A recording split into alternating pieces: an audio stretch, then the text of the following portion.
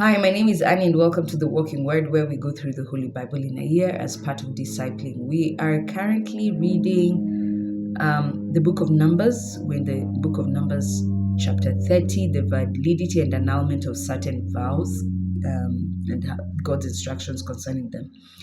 So Moses then gave the Israelites these instructions, just as the Lord had ordered him. Moses said to the heads of Israelite tribe, "This is what the Lord has commanded. When a man makes a vow to the Lord or binds himself under oath to a pledge of abstinence, he shall not violate his word, but must fulfill exactly the promise he has uttered. This is why we must always keep our vows to God." And even God explains it. You'd rather just say yes or no other than take an oath.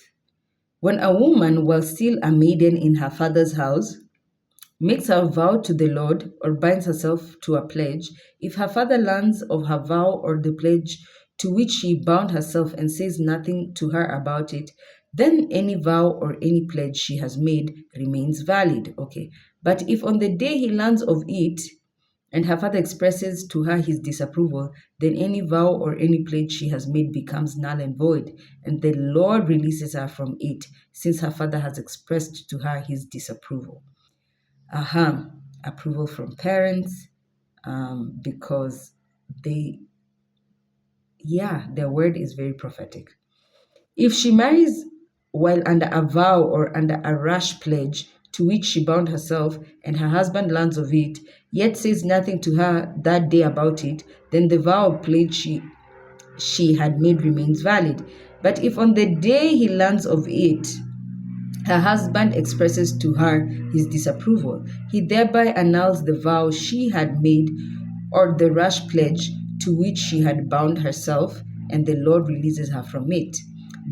And this you'll see a lot in marriage, where actually even before you go on a fast, it's a discussion to have with your spouse. Before you commit a certain amount of money to God, if you do this for me, I'll do this for you and for your people. Or those are discussions to have. These are vows you're making. These are oaths you're taking. So it's good to have a conversation with your spouse concerning that. Okay, we are in verse 10. The vow of a widow or a divorced woman or any pledge to which such a woman binds herself is valid. If it is her husband's house that she makes a vow or binds herself under oath to a pledge, and her husband learns of it, yet says nothing to express to her his disapproval, then any vow or any pledge she has made remains valid. But if on the day he learns her husband annuls them, then whatever she has expressly promised in her vow or in her pledge becomes null and void, since her husband has annulled them. The Lord releases her from them. Any vow or any pledge that she makes under oath to mortify herself, her husband can either allow to remain valid or render null and void. But if her husband, after days, says nothing at all to her about them, he hereby allows as valid any vow or any pledge she has made. He has allowed them to remain valid, because on the day he learned of them, he said nothing to her about them.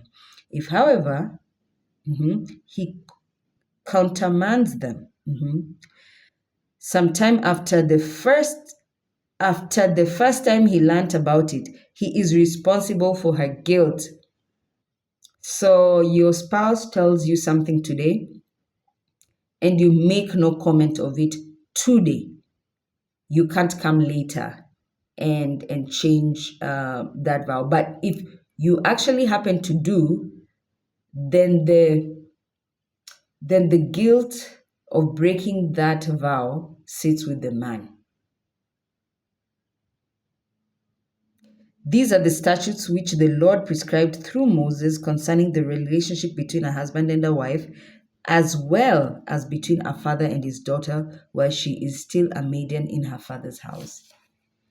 From tomorrow, we continue chapter 31.